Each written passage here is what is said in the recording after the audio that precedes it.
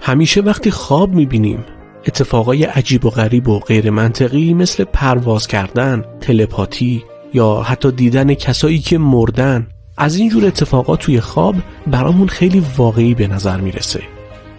وقتی هم که بیدار میشیم شاید تا دقایقی فکر کنیم اون اتفاقاتی که توی خواب دیدیم واقعی بودن. این پدیده نشون میده در حالی که بدن فیزیکی ما تشخیص میده که دنیای داخل رویا واقعی نیست، اما ذهن خودآگاه ما رویا رو به عنوان یک واقعیت درک میکنه و اینجا یک رابطه بین دنیای رویا و تجربیات نزدیک به مرگ وجود داره. به عامل ناشناخته خوش آمدید. در این ویدیو به ماهیت واقعی روح از طریق تجربیات نزدیک به مرگ و دنیای کوانتوم میپردازیم. سم پارنیا یک پزشک و استادیار توی مرکز پزشکی دانشگاه نیویورکه. به عنوان یک پزشک متخصص توی قسمت اورژانس کار میکنه و افراد زیادی رو دیده که از مرگ برگشتن یا میشه گفت تجربه نزدیک به مرگ داشتن، مثل کسانی که علائم شدیدی مثل ایست قلبی داشتن اما تونستن احیا بشن و به زندگی برگردن. این افراد معمولاً چند دقیقه‌ای توی حالت مرگ بودن، بیهوش بودن و بعداً زنده شدن. از اینجور افراد اومد سوال پرسید و توی یک آزمایش سوالاتش رو جمع کرد. بعداً مقاله‌ای رو منتشر کرد که در مورد تجربیات نزدیک به مرگ این افراد بود. چیزی که این افراد میگن، یعنی افرادی که از مرگ برگشتن، میگن حالتی رو تجربه کردن که آگاهیشون از بدنشون جدا شده. توی حالتی بودن که تونستن محیط اطرافشون رو ببینن، حتی تونستن کره زمین رو از بالا تماشا کنن.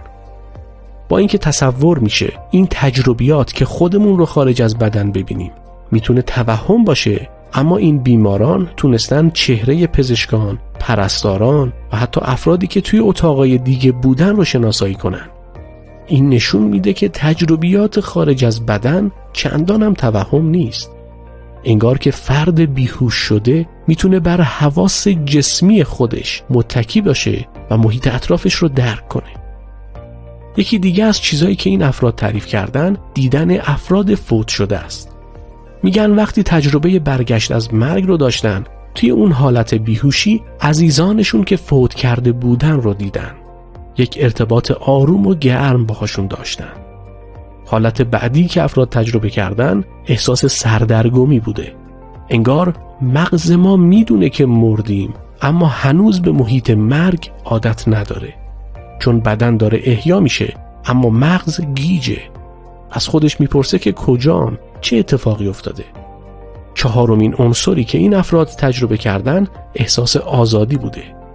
این افراد گفتن که آزادی رو تجربه کردن که به هیچ وجه قابل توضیح نیست، ولی حسی بوده که نمیتونن فراموشش کنن. انگار در یک نور گرم و محیطی آروم حضور داشتن. اینا چیزایی بود که افراد از مرگ برگشته عنوان کردن. اما توی این گزارش یک جمله‌ای از یک نفر وجود داره که خیلی جالبه. اون فرد اینطور گفته: جهانی که من تجربه کردم واقعی تر از دنیای واقعی بود و احساساتی که احساس می کردم شدیدتر بودن. انگار چیزی که در اون دنیا تجربه کردم تفاوت بین دنیای واقعی اینجا و رویای اینجا بود. این جمله خیلی جالبیه. اینطور فکر کنین که ما در دنیای الانمون از خواب که بیدار میشیم میدونیم الان واقعی تر از دنیای خوابه. اون فرد اینطور تعریف کرده که وقتی مرده چیزی که اونجا دیده واقعی تر از اینجا بوده. انگار که این دنیا خوابه و اونجا از خواب بیدار شده. پس به نظر میرسه که واقعا دنیایی که ما توشیم ممکنه فقط یک رویا باشه و چیزی که بعد از مرگ تجربه میکنیم واقعیته. در حالی که هنوز از نظر علمی اثبات نشده، اما ما 3 سطح آگاهی داریم: 1. دنیای رویا، 2. دنیای واقعی و 3. دنیای تجربه نزدیک به مرگ. توی رویاها سطح هوشیاری ما توی نازکترین و ضعیفترین حالت خودشونن. باعث میشه منطقی فکر کنیم و درک کنیم. توی دنیای واقعی سطح آگاهی ما بالاتره. اجازه میده تا فکر و درک واضح‌تری داشته باشیم. و اما در دنیای نزدیک به مرگ سطح آگاهی بیشتر میشه. میتونیم تجربیات و کارهایی که توی دنیای واقعی نمیشه انجام داد رو اونجا انجام بدیم. اما چی باعث میشه این تفاوت‌ها توی سطح آگاهی به وجود بیاد؟ اصلاً آگاهی انسان چیه؟ برای آگاهی بعد از مرگ چه اتفاقی میفته؟ آیا ما واقعاً روح داریم؟ و این روح چیه؟ آیا روح همون آگاهی ماست یا چیز دیگه است؟ بیاین دنبال جواب این سوالات باشیم. راجر پنروز فیزیکدانی بود که جایزه نوبل سال 2020 رو به خاطر مقالش در مورد سیاه‌چاله گرفت. نظریه‌ای به نام تئوری روح کوانتومی رو مطرح کرد. این نظریه نشون میده که هر چقدر هم هوش مصنوعی پیشرفته باشه، هیچ وقت نمیتونه از آگاهی یا روح انسان پیشی بگیره. چون هوش مصنوعی متکی به محاسبات مکانیکیه. راجر پنروز معتقده که خیلی از الکترون‌های درگیر توی مغز انسان وجود داره که چرخه فروپاشی رو پشت سر گذاشتن.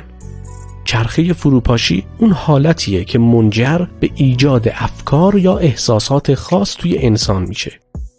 چیزی که نظریه روح کوانتومی میگه اینه که وقتی یک نفر میمیره، آگاهی اون فرد به شکل کوانتومی به وجود خودش ادامه میده و فقط در زمان مرگ میتونه بدن فیزیکی رو ترک کنه و به جایی در همین عالم برمیگرده. آگاهی توی نظریه روح کوانتومی چیزی شبیه به مفهوم روحه. پنروز توضیح میده که چرا تجربیات نزدیک به مرگ رخ میده. طبق تئوری که مطرح کرده، توانایی آگاهی به خاطر وجود چیزی به نام میکروتوبول با قطر 25 نانومتر توی سلول‌های عصبی مغزه. وقتی سطح آگاهی ما جابجا میشه، مغز دچار در همتنیدگی کوانتومی میشه. ذرات کوانتوم میتونن توی حالتهای مختلف همزمان وجود داشته باشن. مثلا میتونن همزمان هم سمت راست باشن و هم به سمت چپ بچرخن. یعنی میتونن توی مکان A و توی مکان B در یک لحظه وجود داشته باشن. این موضوع نشون میده که چرا ما آدما میتونیم همزمان افکار و عواطف مختلفی داشته باشیم. بیاین در مورد در همتنیدگی کوانتومی طبق نظریه روح کوانتومی راجر پنروز صحبت کنیم. وقتی مغز کسی میمیره و از کار میفته، این میکروتوبول ها از عملکرد آگاهانشون متوقف میشن، اما به دلیل در همتنیدگی کوانتومی هنوز فعالن. نظریه ای هست که میگه دو ذره کوانتومی حتی با 100 میلیون سال نوری فاصله میتونن همواره وجود داشته باشن و یک وضعیت مشترک رو هم دارن. انگار که یک رشته نامرئی بین اونها وجود داره. حالا در مورد روح انسان گفته میشه در حالت کوانتومی روح انسان وجود داره و توسط یک رشته نامرئی به روح انسان دیگه‌ای توی جایی از این جهان متصله. وقتی فردی میمیره و مغز عملکرد آگاهانش متوقف میشه، به نظر میرسه که ناپدید شده، اما این آگاهی از طریق در همتنیدگی کوانتومی به فرد دیگه‌ای توی جای دیگه‌ای از این جهان منتقل میشه. این مقاله راجر پنروز در مورد تجربه نزدیک به مرگ توضیح میده که افراد به خاطر این چیزایی رو میبینن چون که بدن و جسم در حال مرگه و مغز از عملکرد آگاهانه متوقف میشه، اما نیمه دیگه آگاهی به مکان دیگه از این جهان میره. اما وقتی بدن احیا میشه، اون آگاهی به انسان بر میگرده و چیزایی که تجربه کرده رو به عنوان تجربیات نزدیک به مرگ یاد میکنه. به خاطر همین از این جهت میشه گفت وقتی یک فردی میمیره ناپدید نمیشه، بلکه از یک مکان به مکان دیگه‌ای در این جهان هستی برمیگرده. البته این تئوری ماهیت دراماتیکی داره. خیلی ها این تئوری رو نمیپذیرن، اما به هر حال پیشرفتایی که توی مکانیک کوانتومی و زیست شناسی به وجود اومده باعث شده چنین نظریه هایی مطرح بشه و حتی روح رو در دنیای کوانتومی بررسی کنن. حالا بیاین از دیدگاه افرادی که به روح اعتقاد دارن قضیه رو نگاه کنیم. آگاهی یک شخص بعد از مرگ به سادگی از بین نمیره، بلکه به جایی در جهان برمیگرده. نکته مهم همین جهانه، یعنی بعد از مرگ همه چیز باز هم در یک عالم و جهان وجود داره. با توجه به محاسبات ریاضی فعلیمون میدونیم که جهان ما تا 11 بعد در رابطه با روح وجود داره. ذات روح ما از بعدی بالاتر از این جهان 3 بعدی به ما میرسه و به عبارت دیگه مایی که از یک بدن فیزیکی تشکیل شدیم فقط فضای 3 بعدی رو درک میکنیم. آگاهی ما در یک فضای 4 بعدی وجود داره، یک بعد بالاتر از بعد فیزیکی. این بعد 4م فقط مرتبط با آگاهی ماست، یعنی آگاهی انسان توسط یک رشته نامرئی از طریق درهم‌تنیدگی کوانتومی به بعد 3 منتقل میشه. وقتی شخص میمیره بازگشت آگاهیش به این دنیای 3 بعدی نیست. آگاهی اون شخص به جایی در بعد 4 منتقل میشه. به همین ترتیب هر چیزی که از آگاهی در بعد 4 هست پیشرفته تر در بعد 5 موجوده و پله پله ابعاد فراتر میرن تا بازتابی از خود حقیقی ما در بعد 11 وجود داره. اما اگه اون چیزی که در بعد 11 وجود داره شکل واقعی ماست، پس چرا بدن ما به خودش زحمت میده که به ابعاد پایین تر بیاد؟ این پایین اومدن ابعاد یک اتفاق عمدی نیست، یک روند طبیعیه. وقتی سایه ما روی زمین میفته به طور طبیعی روی زمین بازتاب میشیم. این یک قانون از جهانه. بازتاب آگاهی یک عمل طبیعیه. با این تئوری میتونیم پدیده‌های نزدیک به مرگ رو توضیح بدیم. در لحظه مرگ ما از بعد خودمون خارج میشیم. چیزهایی رو میبینیم که مربوط به ما نیستن، اما موقع احیا شدن دوباره اون تجربیات رو به خاطر میاریم.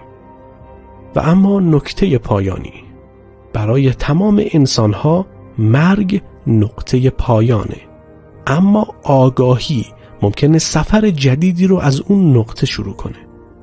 ممکنه بعد از مرگ زندگی جدیدی برای آگاهی ما شکل بگیره، چیزی که در ابعاد بالاتر به خود ما برمیگرده. البته این فقط یک فرضیه است.